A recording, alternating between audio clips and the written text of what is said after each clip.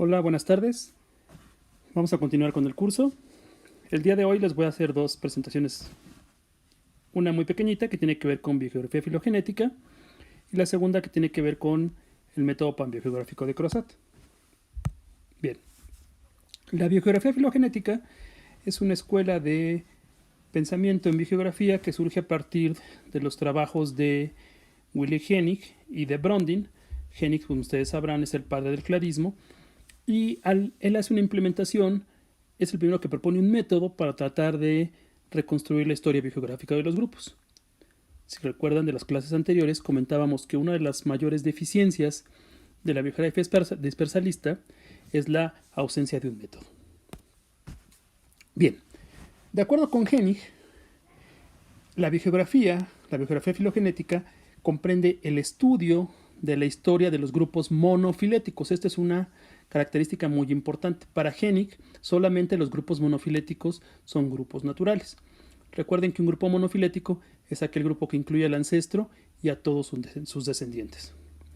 Entonces, para Hennig, la historia o la biogeografía debería ser la historia de los grupos monofiléticos en el espacio y en el tiempo, tomando en consideración 4 factores.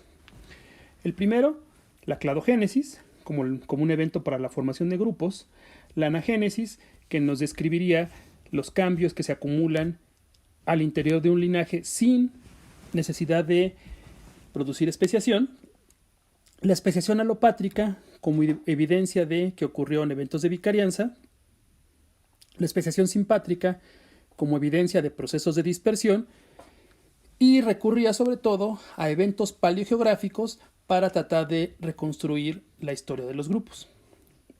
Si ustedes recuerdan, Darwin consideraba que la historia de la Tierra era una historia fija, es decir, no la historia, sino que la posición general de los continentes era una posición fija que había cambiado poco a través de la historia del planeta. En 1959-1960, que se publica el trabajo de Hennig, el de Principios de Sistemática Filogenética, ya se tenía bien caracterizado tanto el movimiento de los continentes a través de la deriva continental que propone Wegener, y ya con los trabajos de Dutoit, de Holmes, etcétera, con toda esta parte de las corrientes de convección, etcétera, ya se tenía una forma de explicar este movimiento de las placas, ¿no? Entonces, la tectónica de placas y la deriva continental acopladas permitían, pues, explicar la evolución del planeta. La biogeografía filogenética se basa en 2 principios fundamentales. La primera es que las especies estrechamente relacionadas tienden a reemplazar una a la otra en el espacio. Eso tiene que ver mucho con este proceso de sucesión biológica del que hablábamos en la biogeografía dispersalista.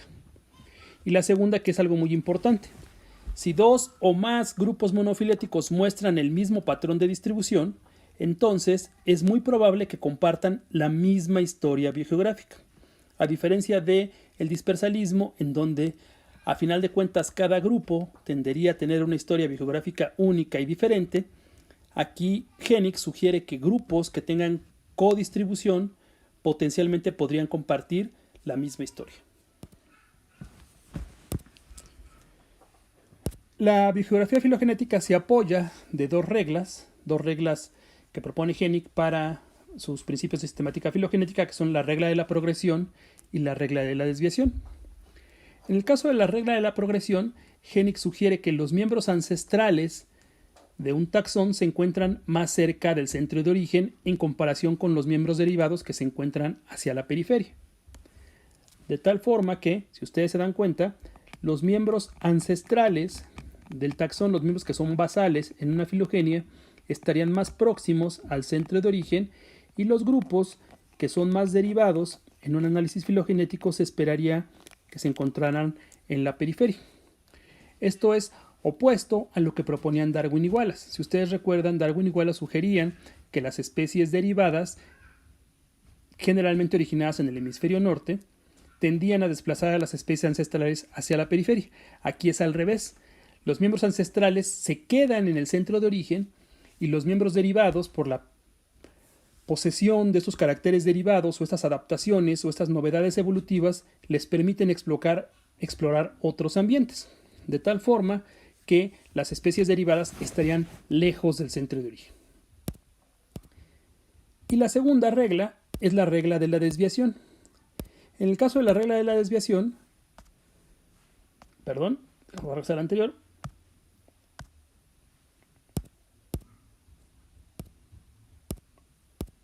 Aquí está.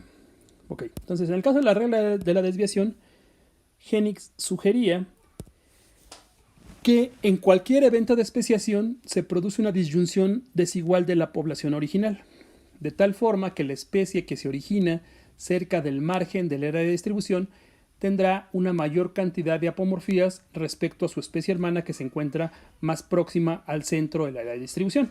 ¿A qué me refiero con esto? Vean, ese es el área ancestral de la especie, ¿no? Esta es una especie que tiene una población ancestral. En un tiempo 1, que es en este caso aquí, en este caso en el tiempo 1, lo que ocurre es que la población ancestral se fragmenta por el establecimiento de una barrera geográfica. Pero si se fijan, esta barrera geográfica no parte de manera simétrica el área de distribución original. De este lado quizá tengamos 2/3 partes, 3/4 partes del área de distribución, y esta área derivada tiene muy poquito del área de distribución original, 1/3, 1/4 del área de distribución original.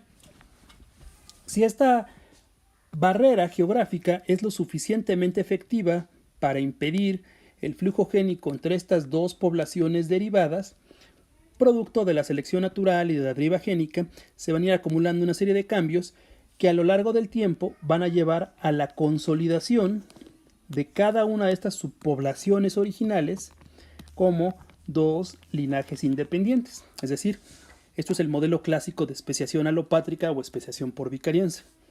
Si se fijan, al final del proceso lo que nosotros tenemos son dos especies hijas que están separadas por el establecimiento de una barrera geográfica. Y a lo que se refería Hennig es a que, como este proceso de disyunción es desigual, la especie que se origina cerca del margen del área de distribución, que en este caso es la especie C, tenderá a tener una mayor cantidad de apomorfías, en este caso 3 caracteres apomórficos, respecto a su especie hermana que se encuentra más cerca del centro de origen, que tendrá una menor cantidad de caracteres derivados. En este caso, pues solamente un carácter, ¿no? Al igual que la escuela dispersalista, la propuesta de Hennig propone la búsqueda o el reconocimiento de centros de origen y asume que la dispersión es el principal factor que explica la distribución de las especies.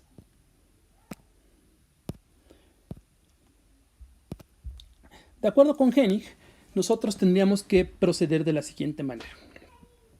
A partir de una filogenia resuelta, en este caso es una filogenia hipotética con 8 taxa distintos, el primer paso implicaría sustituir las ramas terminales, que son las especies, por las áreas geográficas que ocupan. Por ejemplo, la especie 1 está en Australia, la 2 en Australia, la 3 en Sudamérica, 4 en Sudamérica, 5 en Australia, 6 Nueva Zelanda, 7 Nueva Guinea y 8 Australia. ¿Ok? Esperen que ya se cayó. Aquí está. Muy bien. Entonces, tenemos especie 1, 2, 3, 4, 5, 6, 7 y 8. El siguiente paso sería ir reconstruyendo en cada uno de los nodos. Recuerden que estas ramas terminales, esta parte donde tenemos una bifurcación o un evento de cladogénesis, se denomina como un nodo. Entonces, Hennig sugería que a partir de las puntas o de las ramas terminales deberíamos ir regresando hacia la base del cladograma.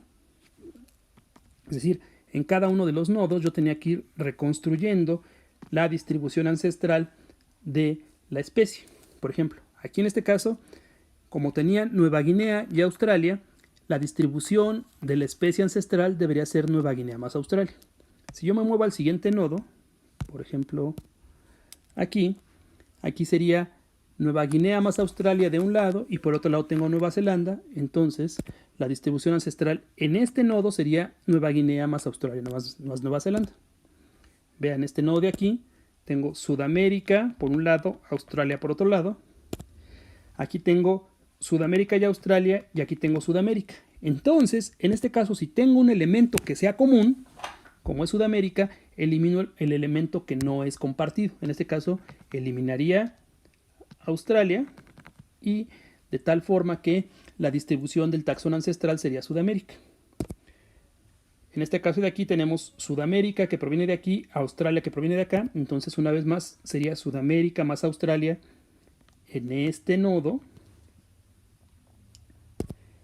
Si nos movemos a este nodo de aquí tenemos Sudamérica y Australia del lado izquierdo, Nueva Guinea, Australia y Nueva Zelanda, de tal forma que el elemento común es Australia aquí, de tal forma que aquí sería Australia, y finalmente hacia la base del cladograma tenemos Australia de este lado, Australia aquí, de tal forma que el centro de origen de este taxón sería Australia, y a partir de aquí ahora procedo de manera inversa de la raíz hacia las puntas del cladograma para ir explicando la evolución biogeográfica de este grupo. Esta escuela de pensamiento hay muy pocos artículos publicados con esta metodología, a uno o dos con insectos, y generalmente son los artículos que publicaron Hennig y Brondin, pero esto viene a plantear un parteaguas en relación a lo que se venía haciendo con la biogeografía dispersalista y permitió posteriormente el desarrollo de la escuela de la vicarianza clarista, que vamos a ver un poco más adelante. Muy bien, entonces hasta aquí terminaríamos con esta primera presentación y pasamos a la segunda, que tiene que ver con panbiogeografía. Denme unos segundos.